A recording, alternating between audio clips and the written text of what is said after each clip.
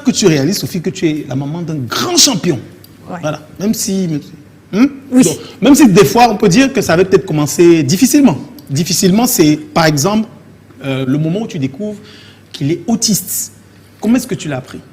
En réalité, quand le diagnostic tombe, je pense que le choc est tellement fort qu'on est anesthésié. On prend du recul. Moi, je sais que ce que j'ai dit tout de suite au médecin, c'est qu'est-ce qu'on fait?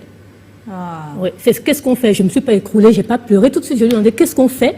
Et elle m'a dit, parce que c'est une pédiatre, elle m'a dit, madame, ça va prendre du temps, c'est toute la vie. Et il faut qu'un parent, pour le début, soit là 24/24. Donc, j'étais avec mon mari et j'ai dit tout de suite, je suis là. Mon mari me dit, non, attends, on va discuter. Je dis, non, j'arrête tout, mes études, tout, je suis là. Qu'est-ce qu'on fait?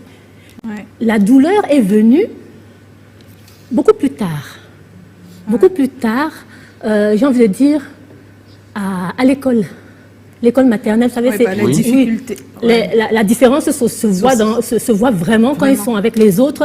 Et c'est quand vous avez un petit enfant qui vous demande si Francis est fou.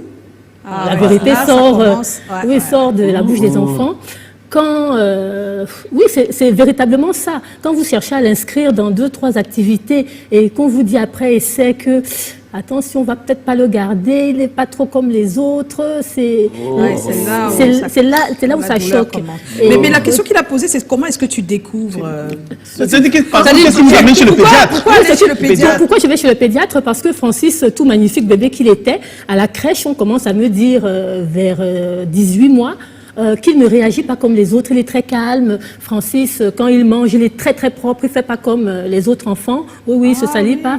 Francis choisit un jouet à la crèche et puis il est devant ce jouet pendant des heures, on ne l'entend pas, on me dit. Et moi je me dis c'est de la timidité, c'est mon premier fils, je ne sais pas, donc je pense que c'est de la timidité.